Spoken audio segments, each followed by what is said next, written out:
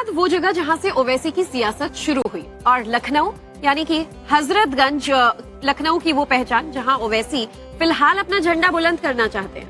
2027 को लेकर के क्या है ओवैसी का प्लान और क्या किसका खेल बिगाड़ने की तैयारी कर रहे हैं भाईजान, आप देखें इस रिपोर्ट में।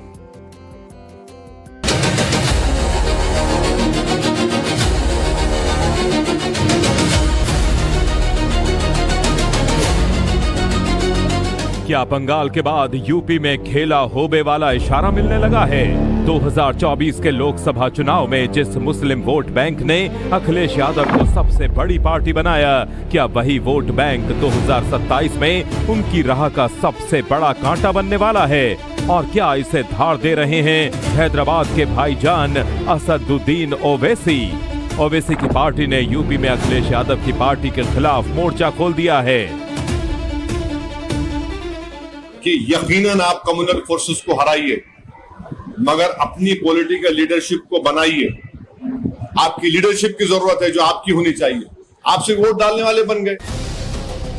यूपी में करीब 20% मुस्लिम मतदाता हैं और प्रदेश के कुल 143 सीटों पर अपना असर रखते हैं। इनमें से 70 सीटों पर मुस्लिम आबादी 20 से 30% के करीब है, जबकि 73 सीटें ऐसी हैं जहां मुसलमान 30% से ज्यादा हैं।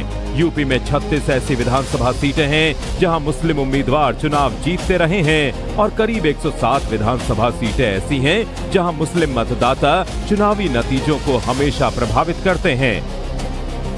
इसी मुस्लिम वोट बैंक के लिए ओवैसी की पार्टी ने यूपी में अपनी पैठ जमानी शुरू कर दी है। ओवैसी के अलावा यूपी में उनकी पार्टी के नेता भी समाजवादी पार्टी पर हमलावर हैं।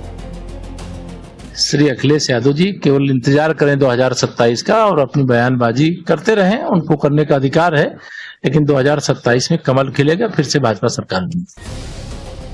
उधर प्रदेश के उप मुख्यमंत्री केशव प्रसाद मौर्य ने साफ शब्दों में कहा है कि अखिलेश यादव केवल 2027 का इंतजार करें। उन्हें बयानबाजी करने का अधिकार है, लेकिन 2027 में फिर से कमल खिलेगा और भाजपा की सरकार बनेगी।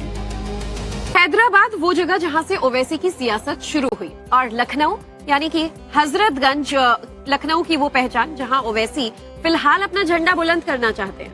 2027 को लेकर के क्या है ओवैसी का प्लान और क्या किसका खेल बिगाड़ने की तैयारी कर रहे हैं भाईजान, आप देखें इस रिपोर्ट में।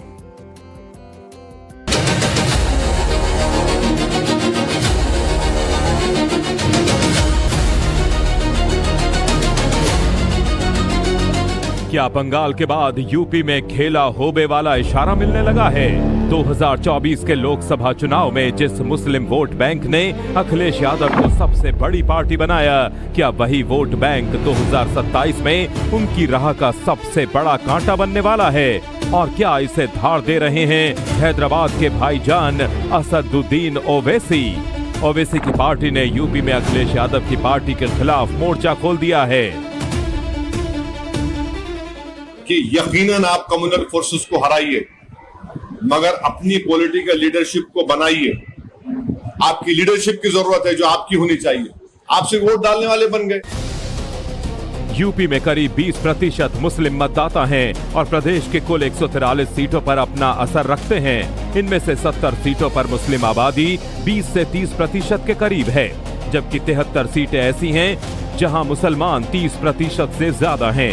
यूपी में 36 ऐसी विधानसभा सीटें हैं जहां मुस्लिम उम्मीदवार चुनाव जीतते रहे हैं और करीब 107 विधानसभा सीटें ऐसी हैं जहां मुस्लिम मतदाता चुनावी नतीजों को हमेशा प्रभावित करते हैं। इसी मुस्लिम वोट बैंक के लिए ओवैसी की पार्टी ने यूपी में अपनी पैठ जमानी शुरू कर दी है। ओवैसी के अलावा यूपी में उनकी पार्टी के नेता भी समाजवादी पार्टी पर हमलावर हैं। श्री अखिलेश यादव जी केवल इंतजार करें 2027 का और अपनी बयानबाजी करते रहें, उनको करने का अधिकार है, लेकिन 2027 में कमल खिलेगा, फिर से भाजपा सरकार बनेगी। उधर प्रदेश के उप मुख्यमंत्री केशव प्रसाद मौर्य ने साफ शब्दों में कहा है कि अखिलेश यादव केवल 2027 का इंतजार करें। उन्हें बयानबाजी करने का अधिकार है, लेकिन 2027 में फिर से कमल खिलेगा और भाजपा की सरकार बनेगी।